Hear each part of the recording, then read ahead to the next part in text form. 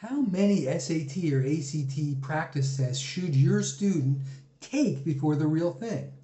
If you Google this, you'll find answers ranging from 2 to 20, which is genuinely unhelpful. The answer depends on one thing, and it's not how much time you have. Students and families make two opposite mistakes with practice tests. Failure mode 1, too many. The student takes test after test, week after week, hoping the repetition alone will move the score. It usually doesn't. Because without deep review and targeted drilling between tests, each new test just measures the same problem. It does not fix it. Failure mode 2, too few. The student does targeted drilling for weeks and never practices the full experience of sitting for multiple hours. Then test day arrives and the mental stamina requirement comes as a shock. Strategy and knowledge that worked in 30-minute drills starts breaking down in under an hour. We had a student who drilled every individual section perfectly for 6 weeks. On test day, she described sections 2, 3, and 4 as my brain leaving my body. She wasn't wrong. Stamina is real and requires specific training.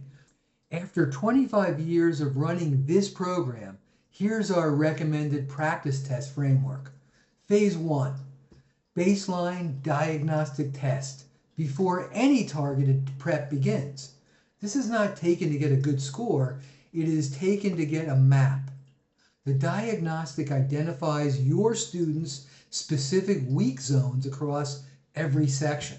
This single test informs everything that follows.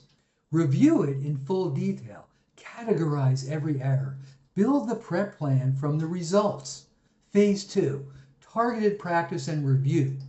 To best prepare for the next simulated practice test, diligently, strategically, and patiently work through practice questions and then carefully review missed questions. This is not about a score. It's about verifying that the developing drilled skills are holding under untimed conditions with plentiful tools to help in the process.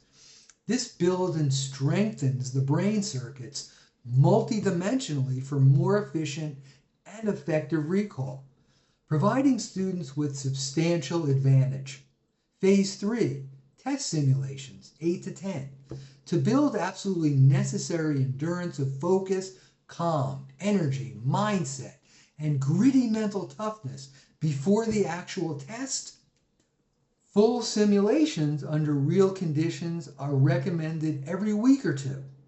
The goal here is stamina, pacing calibration, and mental rehearsal. Strategy is already built. This phase is about executing it under pressure while always striving to improve your strategic performance factors and knowledge that drive higher scores. Here's why. And we have the data to prove it. Simulated practice tests super scores almost always predict the actual scores. That's why. Total practice tests 8 to 10. Reviewed thoroughly, never taken without intention.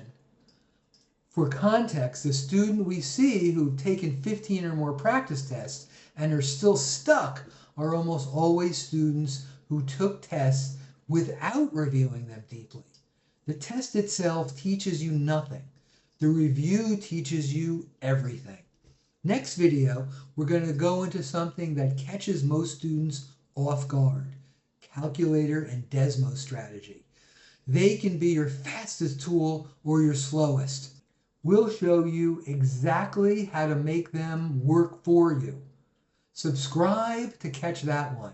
And if you want to know exactly how many tests your student should take, given their specific timeline and starting point, that's a conversation worth having. Link below. See you in the next video.